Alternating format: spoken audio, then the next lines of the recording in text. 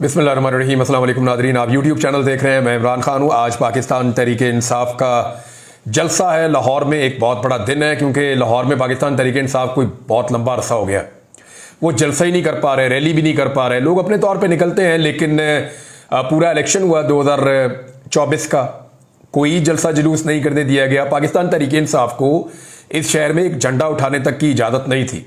इस तरीके से इस पार्टी को दबाया गया। फिर भी इस शहर की तमाम सीटें पाकिस्तान तहरीक इंसाफ ने जीती, सवाए एक सीट छोड़ के। एक सीट जो है वो PMLN ने जीती हुई है, बाकी सारी सीटें यहां पे कौमी असम्बली की वो जीती हैं पाकिस्तान तहरीक इंसाफ ने। और यहां से वाइप आउट हो गई थी PMLN 8 फरवरी के इलेक्शन में। लेकिन आप सब ये जानते हैं कि 9 फरवरी को क्या हुआ। 8 फरवरी को रात गए, फिर एक कार्रवाई शुरू हुई, वो 9 फरवरी को चली। फिर फॉर्म 47 के ऊपर जो है वो नवाज शरीफ को भी जितवा दिया, मरियम को भी जितवा दिया, हमजा शहबाज को भी जितवा दिया, फलां भी जीत गया, डिमकाम भी जीत गया। इन्होंने सारी फतह अपने नाम कर ली और वो जाली किस्म की एक जीत है। उसके बाद ना दो चीजें तय पा गई थी। जब ये कार्रवाई डाली गई फॉर्म 47 वाली, तो दो चीजें तय पा गई थी। नंबर एक, कि पाकिस्तान तहरीक इंसाफ को अवामी पावर शो नहीं करने देना, क्योंकि जिस वक्त ये बाहर निकलेंगे, पावर शो करेंगे, तो दोबारा से ये ताकत पकड़ेंगे और ये तासुर बनेगा कि इनको जबरदस्ती हराकर बाहर किया गया है। तो वो जो ताकत है अवाम की, वो शो नहीं करने देनी पाकिस्तान तहरीक इंसाफ को। और उस वक्त से लेकर अब तक आप ये देखें कि पंजाब में तहरीक इंसाफ को एक भी जलसा नहीं करने दिया जाता। जहां पे वो जलसा करने जाते हैं, पूरे जिले की पुलिस, आसपास के इजला की पुलिस पहुंचा दी जाती है, कंटेनर लगा दिए जाते हैं। दूसरा जो फैसला किया गया था वो ये था कि कुछ भी हो जाए, तहरीक इंसाफ को अब कोई जिमनी इलेक्शन नहीं जीतने दिया जाएगा। और उसके लिए जैसी मैनेजमेंट होती है वो आपको सारा आइडिया है कि पहले से चीजें तय की हुई होती है कि कैसे कैसे हमने कहां पे काबू करना है, जाली वोट कैसे पड़वाने हैं, जाली वोट, जाली फॉर्म 45, जाली फॉर्म 47 हमने कैसे बनाने हैं। हालांकि हर तरफ से ये खबर आती है, सहाफी रिपोर्ट करते हैं कि जो ग्राउंड रियलिटीज है वो मुख्तलिफ है। लोग वोट किसी और पार्टी को डालते हैं, बक्से में से किसी और पार्टी का निकलता है। तो जो भी करके पाकिस्तान तहरीक इंसाफ को दबाकर रखना है, स्पेशली पंजाब में, सिंध में और बलूचिस्तान में। KP में तो तहरीक इंसाफ ने अपनी हुकूमत बना ली, उन्होंने लड़ के अपना रिजल्ट ले लिया। बाकी जगहों पे तहरीक इंसाफ के लोग अपना नतीजा नहीं ले सके। अब सूरत हाल यह है कि कंटेनर भर दिए गए हैं लाहौर में हर तरफ। रिंग रोड वाले रस्तों पे कंटेनर, फिरोजपुर रोड वाले रस्तों पे कंटेनर, कभी इधर कभी उधर। वो जो एक NOC जारी किया ना गवर्नमेंट ने, उस NOC के अंदर जो रस्ते नजर आ रहे हैं, उन रस्तों पे भी कंटेनर्स। तो हर तरफ कंटेनर लगा दिए, नजर भी नहीं आएंगे आज के दिन में। रात भर पुलिस कंटेनर लगाती रही, कारकुनों को गिरफ्तार करती रही। पुलिस का इरादा है कि कारकुन और भी गिरफ्तार किए जाएं। लेकिन मैं आपको पक्की खबर दे रहा हूं कि जलसे वाले दिन जब लोग अपने घरों से निकलेंगे तो पुलिस ने कोई गिरफ्तारियां नहीं करनी। मैं आपको फिर बता रहा हूं कि जलसे वाले दिन, क्योंकि उसमें होता पता क्या है, दूसरे जिलों से पुलिस बुला ली जाती है, स्पेशल ड्यूटियां पुलिस की लगा दी जाती हैं। तो मैं अपने सोर्स से आपको पक्की खबर दे रहा हूं, बेफिक्र हो के आप निकलें और जलसे में जाएं। ये बिल्कुल इस्लामाबाद वाला माहौल होगा, आपको कोई गिरफ्तार नहीं करेगा। हाँ, कंटेनर जरूर लगेंगे, वो खौफ फैलाने की कोशिश करेंगे। रात को जो मरियम नवाज की जाली हुकूमत है पंजाब की, उसकी कुछ वज़रा है, वो IG को और बाकी ऑपरेशन के DIG और पता नहीं कौन कौन लोग हैं पुलिस वाले, गालिबन जो रिपोर्ट कर रही है पाकिस्तान तहरीक इंसाफ, तो ये कह रही है जी बहुत सारे लोग थे। वो उन लोगों को लेकर कहीं जलसा गा के और शहर के चक्कर लगा रहे थे कि कहां कहां से हम रास्ता बंद करेंगे तो लोग नहीं आएंगे। और एक ऑर्डर यह भी किया गया है लाहौर पुलिस की जानिब से कि जो बाहर से आने वाले रास्ते हैं, जो लाहौर में लोग दाखिल होंगे, उनको भी रोक लिया जाए। ये तो 2 हल्कों की मार है ये जलसागाह। 2-3 हल्कों से लोग इकट्ठे होंगे तो जलसागाह भर जाएगी। ये तो पूरे पाकिस्तान से लोग आ रहे हैं इस जलसे के लिए। खैबर पख्तूनख्वा से भी काफिला आ रहा है। अली अमीन गंडापुर साहब से मेरी बात हुई, उनके भाई से, वो कह रहे हैं जी हम भी जा रहे हैं। खैबर पख्तूनख्वा से लोग जाएंगे, पंजाब भर से लोग आएंगे, सियालकोट से लोग आएंगे, गुजरावाला से लोग आएंगे, फैसलाबाद से लोग आएंगे, लोग मुल्तान से आएंगे, कसूर से आएंगे। तो हर तरफ से आगे इस जलसागाह की तरफ जाएंगे। जलसागाह तो भर जाएगी, प्रॉब्लम ही कोई नहीं है। और ये कंटेनर लोग उठा के फेंक देंगे। सुबह आप देखेंगे मनाजिर कि लोग धक्का लगाएंगे और कंटेनर्स कहीं दिखाई भी नहीं देंगे। मैं आपको फिर कह रहा हूं कि लोग धक्का लगा के कंटेनर्स को हटा देंगे, ये रास्ते ऑटोमेटिकली बन जाएंगे और लोग जलसागाह में पहुंच जाएंगे। अब मसला क्या है कि मरियम नवाज ने एक्चुअली अपनी जिद बनाई हुई है। अजीब टिकटॉकर्स की हुकूमत है, बेवकूफ किस्म की है, नीम पागल किस्म की हुकूमत है। यानी इनको समझ ही नहीं आ रही, जो हरकतें ये कर रहे हैं कल को ये इनके गले पड़ जाएंगी। यानी ये तो मामला ये हो गया कि आप पॉलिटिकल वर्कर को कुचल दें तो जितना आप उसको कुचलेंगे उतनी वो पॉलिटिकल पार्टी मजबूत हो जाएगी, जितना ज्यादा आप जुल्म करेंगे उतनी ज्यादा वो पॉलिटिकल पार्टी लंबे अरसे तक इक्तदार में रहने के काबिल हो जाएगी। और ये हमें होता हुआ दिखाई भी दे रहा है। इस हुकूमत के पल्ले कख नहीं बचा। सामान नहीं ले जाने दे रहे पाकिस्तान तहरीक इंसाफ को। रात गए ये खबर आई थी कि जनाब वो स्टेज ले जाना चाह रहे हैं, वो ऑडियो का जो सिस्टम होता है पूरा एक साउंड सिस्टम वो ले जाना चाह रहे हैं, तो उनको पुलिस रोक रही है, नहीं जाने दे रही। लेकिन दिन के वक्त मुझे इस बात का आइडिया है जब कारकुन बड़ी तादाद में आएंगे तो ये रुकावटें नजर भी नहीं आएंगी और सारा सामान भी वहां पे पहुंच जाएगा, क्योंकि एनओसी गवर्नमेंट ने जारी किया हुआ है। एनओसी के अंदर जो शरायत है वो पढ़ के लोग हंस रहे थे, लोग मजाक उड़ा रहे थे। भाई एक डीसी की क्या औकात है कि डीसी वजीर आला को कह रहा है कि तुम माफी मांगो इस जलसे में आके। यानी अली अमीन गंडापुर साहब को यह कहा जाए कि आपने इस्लामाबाद वाले जलसे में जो कहा उसकी आगे माफी मांगो, फिर जिन लोगों पे इस्लामाबाद वाले जलसे में पर्चे हुए वो लोग जी आ नहीं सकते। अजीबो गरीब किस्म की शरायत रखी है। ये पाकिस्तान तहरीक इंसाफ ने यह क्लेम किया कि हमने इनको कोई बयान अल्फी इस हवाले से नहीं दिया कि ये जो शरायत आपने उल्ट पटांग किस्म की रख दी है इनको हम तस्लीम करें। इन शरायत को ही सिर्फ मैं पढ़ूं ना तो पूरा वीलॉग जो है वो लतीफे में कन्वर्ट हो जाएगा। आपको ऐसा लगेगा आप कॉमेडी फिल्म सुन रहे हैं जिस तरह की इन्होंने शरायत रखी हुई है। लेकिन क्योंकि हम संजीदा बात कर रहे हैं तो मामला यह है कि क्या पाकिस्तान तहरीक इंसाफ का जलसा कामयाब होगा। तो गुज़िश्ता रात जिस तरह लोग पहुंचे, यानी 9 बजे के करीब तक तो इनको वहां पे घुसने भी नहीं दिया गया ना, पुलिस ने घेरा हुआ था।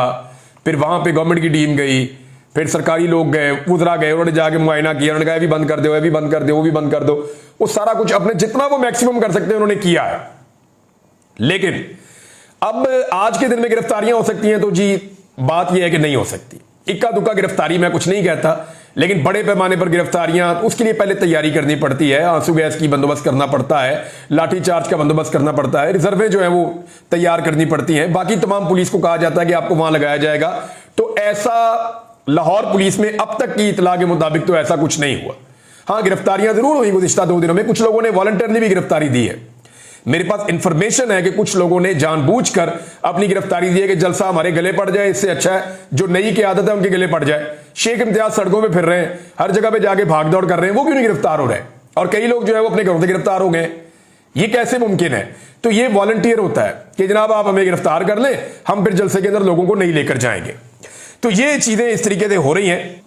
इमरान खान साहब की बहनें भी वहां पे पहुंची, बाकी लोग भी वहां पे पहुंचे, और रात को जो जलसागाह की कैफियत थी लेट नाइट, वो ऐसी थी कि जैसा जलसा पीएमएलएन वैसे भी नहीं कर सकती लाहौर में। अब लाहौर में पीएमएलएन का एक जो पावर शो था जो लाहौर की सतह पे था, वो लिबर्टी चौक में अल्लाह रखा पेप्सी ने कोशिश की थी, और वहां पे जितने लोग इकट्ठे हुए थे उससे 10 गुना लोग आज रात को, यानी जो गुज़िश्ता रात गुजरी है, इस रात को वहां पे जलसागाह में मौजूद थे। अब होगा यह कि कुछ लोगों की ड्यूटी लगाई गई है कि जनाब 10 बजे ही आप विजुअल बनाना शुरू कर दें, ड्रोन्स वहां फेरना शुरू कर दें, आप दिखाएं लोग नहीं आ रहे, लोग जा रहे हैं, कंटेनर लगे हुए हैं। लेकिन पाकिस्तान तहरीक इंसाफ ने पूरा बंदोबस्त किया हुआ है और वो इन सारी चीजों से लड़ते लड़ते बहुत कुछ सीख चुके हैं। कुछ गिरफ्तारियां हुई हैं, सामान नहीं जाने दे रहे, ये सारी चीजें अपनी जगह पे। लेकिन जलसा तो होगा और बड़ा तगड़ा होगा, और ये सबको दिखाई दे रहा है। जो बाहर से रुकावटें लगाई जा रही हैं वो रुकावटें नजर भी नहीं आएगी कहां गई। अगर पब्लिक निकलती है तो मेरी बात याद रखिएगा, अगर पब्लिक निकलती है तो इस तरह निकलेगी कि इस जलसागाह की तरफ लोग चारों तरफ से बढ़ेंगे, जो भी रुकावट आएगी लोग उसको हटाना शुरू कर देंगे। लाहौर के शहरी बड़े पुरअमन हैं। अभी एक ताजरों में कुछ छापे मारे पुलिस ने, वहां पे एक ताजिर को गिरफ्तार कर लिया गया। तो जो उनके साथी थे ताजिर, बाकी वो मार्केट से निकले, उन्होंने एहतजाज किया। अब देखें पंजाब की वज़ीर इत्तलात, मैं कहता हूँ ये नीम पागल टिकटॉकों का एक जो है ना, टिकटॉकरों का एक टोला है जो पंजाब में हुकूमत में बिठा दिया। वो कह रहे हैं जी ये तो तहरीक इंसाफ के लोगों ने पुलिस के साथ लड़ाई शुरू कर दी है और अब इनके खिलाफ कार्रवाई होगी तो ये करेंगे। भाई वो ताजरों का बंदा गिरफ्तार कर लिया, उन्होंने बेचारों ने एहतजाज नहीं करना तो और क्या करना है। तो हर चीज उठाकर पाकिस्तान तहरीक इंसाफ पे डाल देना ये इनका वतीरा है, क्योंकि इनको खौफ बहुत ज्यादा है। मैं आपको बताता हूं, जब 1857 की जंगे आजादी हुई ना, यानी अंग्रेज के खिलाफ लड़े थे 1857 की जंगे आजादी में, तो उसमें मुसलमान बड़ी शिद्दत के साथ इस लड़ाई के अंदर शामिल हुए थे। तो जैसे ही अंग्रेज वो जंग जीता, जैसे भी जीता, साजिश थे, अंग्रेज जब वो जंग जीता तो अंग्रेज ने फिर हिंदुओं को नहीं मारा, अंग्रेज ने मुसलमानों को ज्यादा मारा। आपको पता उसकी वजह क्या थी? उसकी वजह किताबों में लिखी हुई है। उसकी वजह यह बताई जाती है कि एक तो उन्होंने इक्तदार मुसलमानों से छीना था, दूसरा वो मुसलमानों से डरते थे। उन्हें लगता था कि यही हमसे इक्तदार वापस छीन लेंगे। और ये कब्जा ले लेंगे। और तीसरा, क्योंकि मुसलमानों ने मुजामत की थी इसलिए वो मुसलमानों के खिलाफ थे। तो पाकिस्तान तहरीक इंसाफ जब भी निकलती है ना, यही एटीट्यूड जो अंग्रेजों ने किया था ना मुसलमानों के साथ बड़े सगीर के, वही एटीट्यूड जो है वो पाकिस्तान तहरीक इंसाफ के साथ मौजूदा रिजीम करता है। ये जाली हुकूमत है, फ्रॉड हुकूमत है, फार्म 47 के ऊपर बनी हुई है और वो भी जाली फार्म 47 है। तो उनको बेचारों को इनके अंदर अपनी हलाकत नजर आती है कि ये हमसे सारा कुछ हमारा छीन लेंगे। बहरहाल अभी ये सारा कुछ तो हुकूमत कर रही है, लेकिन अवामी मसाइल के ऊपर कोई तवज्जो नहीं है। मैं आपको बता देता हूं, महंगाई उसी तरह है, बेरोजगारी उसी तरह है, गुर्बत उसी तरह है, महंगे कर्जे उसी तरह है। पाकिस्तान के अंदर हर वो चीज जो आम आदमी को फायदा दे सकती है उसके ऊपर इन्होंने टके का काम नहीं किया। जितनी मेहनत इन्होंने आईनी तरमीम के लिए की है ना, और जितने चक्कर इन्होंने फजल रहमान साहब के दरवाजे पे लगाए हैं, ये उससे आधी से आधी मेहनत अवाम की फलाह के लिए करे ना तो शायद अवाम को कोई फायदा भी हो जाए। लेकिन इनकी सारी की सारी मेहनत एक चीज पे हो रही है कि जाली इक्तदार मिल तो गया है, अब उसको तूल कैसे देना है, उसको लंबा कैसे चलाना है। और उसके लिए जो सबसे मेन चीज है, नंबर 1 इनको करनी पड़ेगी, इमरान खान को अंदर रखना है। कानूनी तौर पे तो रख नहीं सकते, अब जबरदस्ती रखा हुआ है। नंबर 2, पाकिस्तान तहरीक इंसाफ को एहतजाज से और अपना हक मांगने से रोकना है। कोई तहरीक खड़ी ना हो, लेकिन तहरीक जो है ना वो अचानक ट्रिगर हो जाती है। जितना लोगों के ऊपर उन्होंने जुल्म किया है, इनको आइडिया ही नहीं है कि किस वक्त पाकिस्तान में क्या हो जाएगा। अब नाज़रीन, काजी फायद ईसा साहब के हवाले से मुझे आपको एक बहुत इंपॉर्टेंट चीज बतानी है। ये बात है मार्च 2022 की, जब इमरान खान साहब की हुकूमत थी। और उस वक्त काजी फायद ईसा साहब ने कहा था कि जो ऑर्डिनेंस जारी किया जाता है ना, वो बहुत ही इमरजेंसी में जारी किया जाता है, और जो पार्लियामेंट है ना उसकी वक़्त खत्म हो जाती है कि वो कानून साजी नहीं कर रही, ऑर्डिनेंस जारी किए जा रहे हैं। ये काजी फायद ईसा साहब का अपना कहना था आज से 2 साल पहले। लेकिन अब वही काजी फायद ईसा क्या करते हैं कि एक ही दिन में काबीना एक ऑर्डिनेंस पास करती है, सदर के पास जाता है, सदर दस्तखत करके उसको उसी वक्त जारी करते हैं, उसी वक्त वो सुप्रीम कोर्ट में आता है और काजी फायद ईसा साहब उस पर उसी वक्त अमल दरामद करते हैं, हालांकि कोई इमरजेंसी भी नहीं है। गौर कीजिए, एक ही आदमी काजी फायद ईसा साहब ने अपनी जिंदगी में जिस जिस चीज को गलत करार दिया, जो जो चीज काजी फायद ईसा साहब ने कहा कि यह गलत हुआ, वो सारा कुछ काजी फायद ईसा साहब ने खुद कुर्सी पर बैठने के बाद किया। मैं आपको वो गिनवा सकता हूं, बड़ी लंबी चौड़ी चीजें हैं, मैं पहले आपको गिनवाता भी रहा हूं। लेकिन ये ऑर्डिनेंस जारी करने में काजी साहब कहते थे इमरजेंसी में हो सकता है। ये कौन सी इमरजेंसी है कि आपने कमेटी सिर्फ एक तब्दील करनी है, जस्टिस मुनीब अख्तर को निकालना है और उनकी जगह पे जस्टिस अमीनुद्दीन साहब को लाना है, ताकि काजी साहब हम ख्याल बेंच बना सकें, क्योंकि हम ख्याल कमेटी बन चुकी है पहले ही। तो ये सारे इस बारे में यही बात कर रहे हैं। मैं कोर्ट रिपोर्टर से बात करके हमेशा कोर्ट की बात आपको बताता हूं, क्योंकि मैं कोर्ट रिपोर्टिंग नहीं करता रहा। तो वो मुझे एग्जैक्टली यही कह रहे हैं कि ये एक साजिश के तहत किया गया है, और काजी साहब बदकिस्मती से उन्होंने अपने उसूल को तोड़ा, जो उसूल वो हमेशा गिनवाते थे।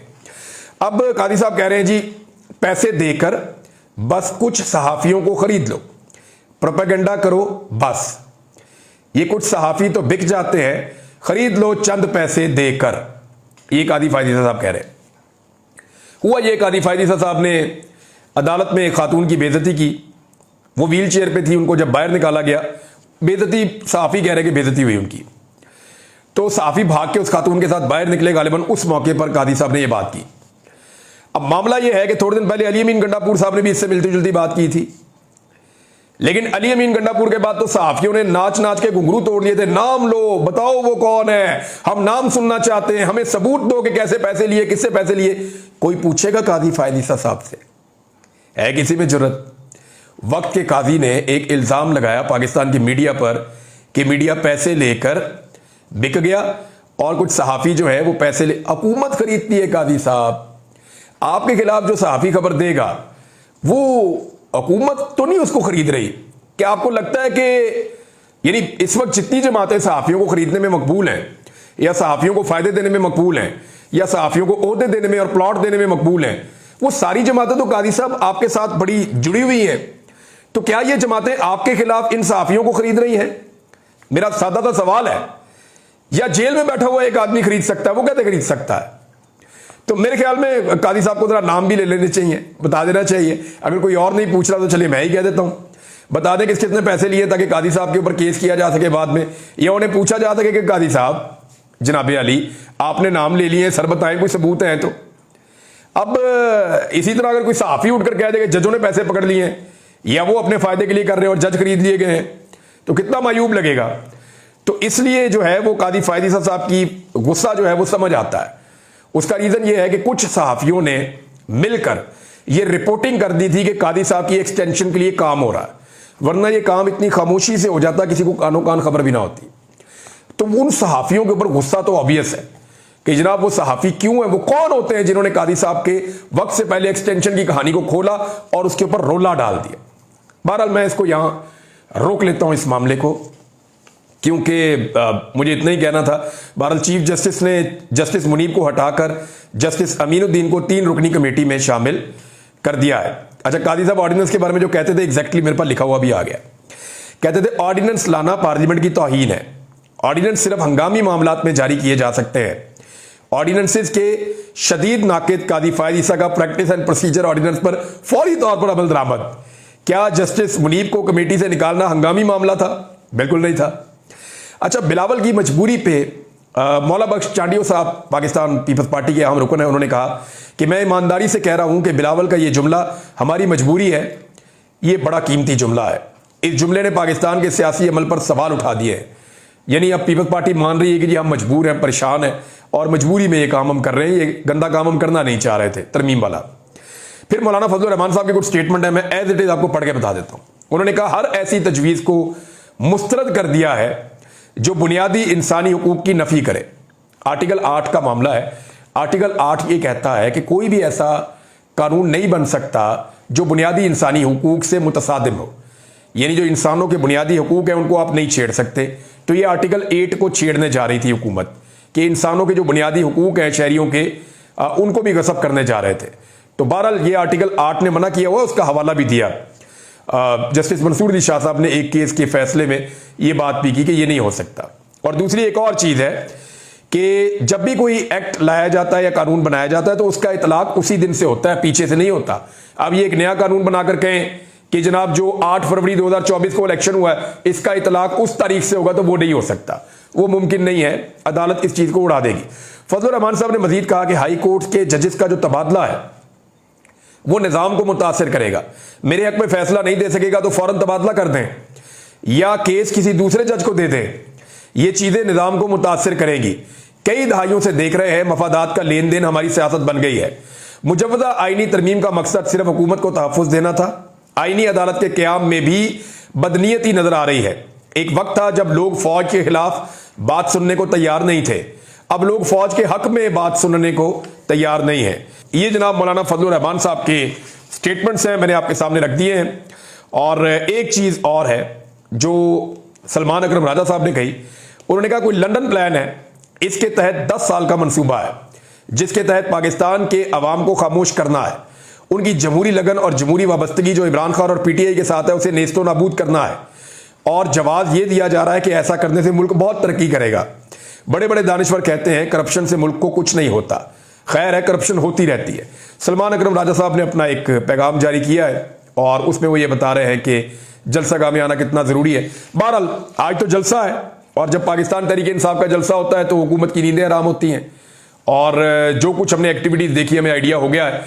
देखना यह है कि फस्तायत के आखिरी लेवल तक जाने के बाद भी मरियम नवाज और उनकी टिकटॉक वाली हुकूमत पाकिस्तान तहरीक इंसाफ के जलसे को नाकाम कर पाएगी। और भरपूर फस्तायत का सामना करने के बावजूद क्या तहरीक इंसाफ कामयाब जलसा कर पाएगी? देखते हैं, थोड़े घंटों में पता चल जाएगा। अब तक के लिए इतने, अपना ख्याल रखिएगा, अपने चैनल का भी। अल्लाह हाफ़िज़।